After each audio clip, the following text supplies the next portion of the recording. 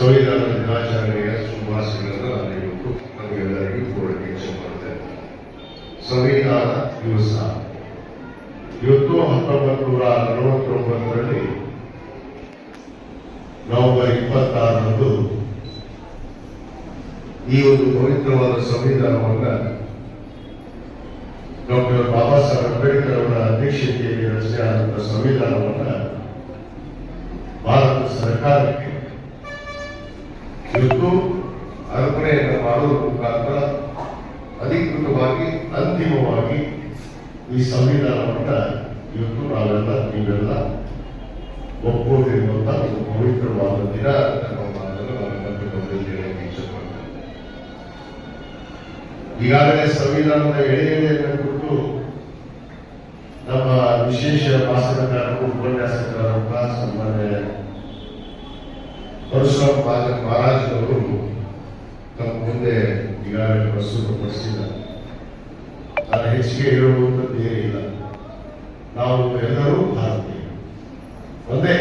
ನಾವು ಮೊದಲು ಏನನ್ನ ಕಲಿಯಬೇಕು ಅಂದ್ರೆ ನಾವೆಲ್ಲರೂ ಭಾರತೀಯರು.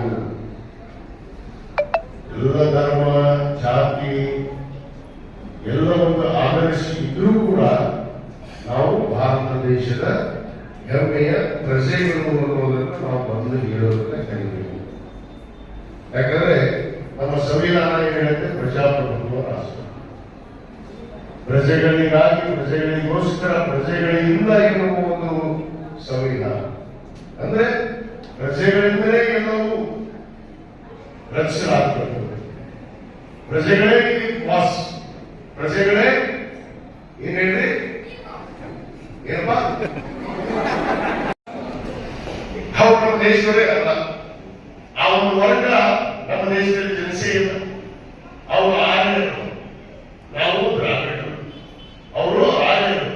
ಆರ್ಯರ ಸಂತತಿ ಎಲ್ಲಿಂದ ಬಂತು ಅನ್ನೋದು ಇತಿಹಾಸ ಕುರುಗಳೇ ಇರ್ತಾವ.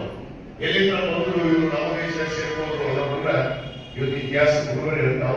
ಅದಕ್ಕೆ ಅವ್ರನ್ನ ನಾವು ಒಪ್ಪಿಕೊಳ್ಳುವುದಿಲ್ಲ. ನಿಮ್ಮ ಮಾತಿಗೆ ಇಲ್ಲಿ ಬೆಲೆ ಇಲ್ಲ. ಸಂವಿಧಾನಕ್ಕೆ ಏನಾದರೂ ನೀವು ಏನು ವಿರೋಧ ಮಾಡುವಂತವರು ಕೆಲವಷ್ಟು ರಾಜಕೀಯ ಪಕ್ಷಗಳಿದ್ದಾವೆ, ಕೆಲವಷ್ಟು ವೈಯಕ್ತಿಕ ಸಂಘಟನೆಗಳಿದ್ದಾವೆ. ನೀವೇನಾದ್ರೂ ಸಂವಿಧಾನಕ್ಕೆ ಏನಾದ್ರೂ ಮುಟ್ಟಕ್ಕೆ ಬಂದ್ರೆ ನಾವು ಭಾರತೀಯ ಪ್ರಜೆಗಳು ಸುಮ್ಮನೆ ಕೂಡೋದಿಲ್ಲ ಅನ್ನೋ ಎಚ್ಚರಿಕೆಯನ್ನು ಕೂಡ ಯಾಕಂದ್ರೆ ಇನ್ನೂ ಕೂಡ ಕೆಲವಷ್ಟು ನಡೀತಾ ಇದೆ. ಅದು ನಡೀತಾನೇ ಇರುತ್ತದೆ.